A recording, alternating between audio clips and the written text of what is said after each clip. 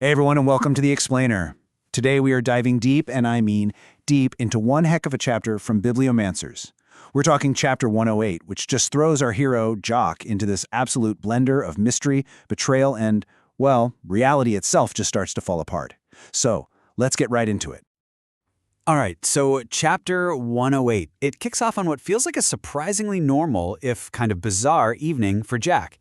She's having this nice, drama-free dinner with her whole found family.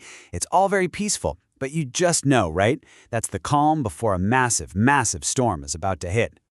So here's how we're going to break it down. We'll start with this evening of rewards, then a shocking murder in the morning. From there, we'll see reality begin to unravel, Jock finding an unlikely ally, making the leap back home, and finally, catching a doppelganger. It's going to be a wild ride. Okay, first up, an evening of rewards, where Jock's surprisingly normal night takes a very strange turn. This is where the stage is set, right? We get this perfect mix of the totally normal and the super weird that just defines Jock's world, right before it all goes completely sideways. So, dinner's over, everything's quiet, and then Nyx the demon decides it's time for her, promised reward. And this is where things get interesting. After putting on a perfect performance at dinner, Nyx is all geared up for what she calls a delightful punishment from Frida, Jock's girlfriend. This is payback for something that happened, get this, in literal hell. You can't make this stuff up. And this whole scene, it's actually super important. First, Nyx demands that Jack watch them, naked, but Jack is having none of it. She sets a hard boundary, refuses, and just waits out in the hall. So while she's out there, she hears, well, cracks and some very ecstatic moans. Sounds like Frida is handling business with a riding crop.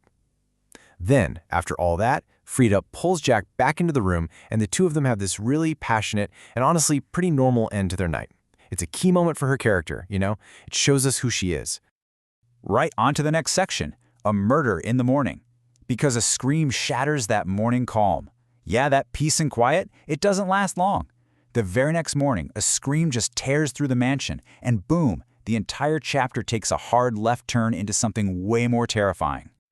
So Jack wakes up to this screaming, bolts out of bed, and runs toward the sound. And what she finds is just a total nightmare. It's a classic, straight out of a mystery novel murder scene. Her grandfather is dead on the floor, a knife sticking out of his back, and the maid, Sky, is kneeling right there beside him. The whole vibe of the story just flips on a dime. And before Jack can even process what she's seeing, the finger gets pointed right at her. Sky, the maid, looks up and says, "You did this, didn't you, Jacqueline? We all heard you two fighting last night." Just like that, Jack goes from being the one who found the body to the #1 suspect. And the craziest part? She has zero memory of any fight. None. And things just get worse from there, like immediately. Her alibi? Frida? Suddenly she shows up on the arm of some other guy. Jack tries to call for help, but nope, the phone line is dead.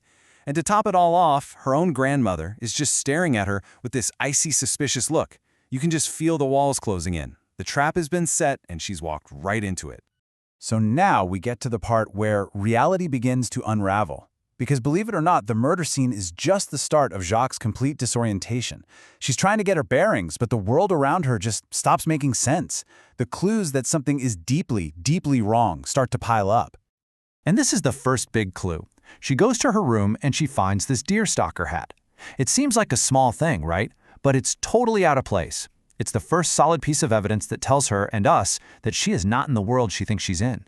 See, on her dresser, her grandfather's pith helmet is supposed to be there, but instead, it's a deerstalker hat. It's this tiny detail, but it's everything. It's the first crack in her reality. And this slide just lays out the absolute crisis she's in.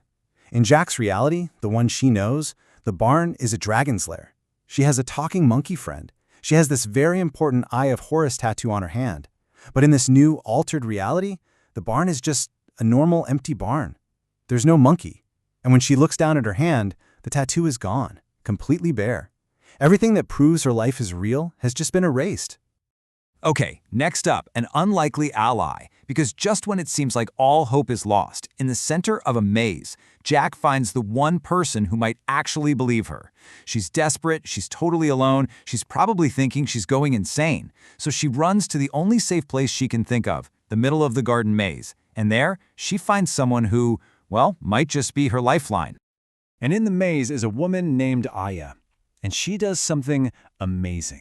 She just listens. She calmly hears Jack's absolutely bonkers story about dragons and demons and different worlds, and instead of calling her crazy, she just logically lays out the options. Is Jack mad? Is she a liar? Or is she telling an impossible truth? And Aya's deduction here is just brilliant. It's like Sherlock Holmes stuff. First, she says Jack's not mad. Why? Because when Aya challenges her story, Jack doesn't get angry or defensive, which someone who is truly delusional probably would. Second, she's not a liar. I mean, her story is way too complicated and out there to be a convincing insanity defense. It's just not believable as a lie. So, Aya's conclusion, you eliminate the rational explanations, and whatever is left, no matter how impossible it sounds, has to be the truth. And then comes the clincher, the proof. Aya looks at Jock and says he never once had on a pith helmet. He always wore a deerstalker. She confirms that tiny detail about the hat. She's seen tons of pictures of the grandfather. And in this world, he always wore a deerstalker. That's it. That's the proof that Jock's memory is real, but from a different reality. A world that's almost identical, except for that one tiny crucial detail. Which brings us to the leap back home. Now that she's armed with the truth, Jack has to figure out a way back. She knows she's not crazy. Now she just needs to undo this mess and deal with whoever took her place. So Aya comes up with this portal swap theory. The idea is that when two identical people get close to a magical portal, it can just swap them, and whoever touches the portal first stays in control. So what Aya thinks happened is that last night Jack heard this strange music, right? That was her doppelganger from this reality, luring her close to a portal. They got swapped, and the other Jack, the one who set it all up, was in control. That's why our Jack woke up in the middle of this nightmare. And so, they come up with a plan. It sounds simple, but it is so dangerous. At midnight, she has to sneak back into the house where, remember, she's wanted for murder. At 5 past, she has to find the hallway in the East Tower. 10 past, wait for that same weird music.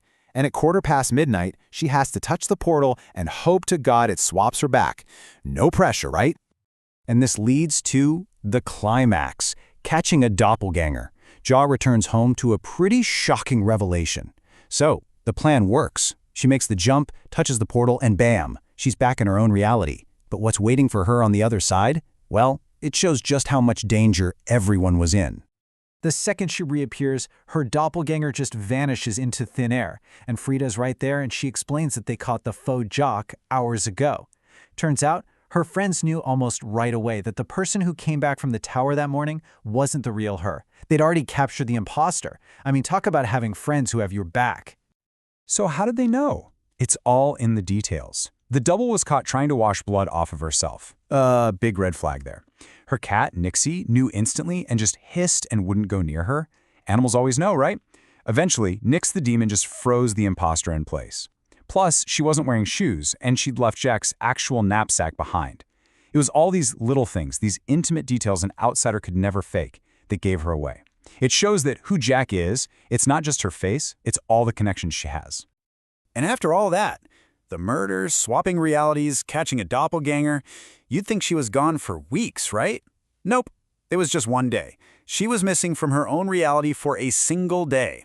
And of course, Nix playfully tells her that since she missed a day, she now owes a penalty. Which brings the whole chapter right back around to where we started. But this leaves us with one heck of a chilling question to end on. Her double was washing away blood. But whose blood was it? We know she murdered her grandfather in the other reality. So what crime did she commit here, in Jacques' name, before they caught her? Our Jacques might be safe for now, but a murderer who looks just like her is now loose in her world.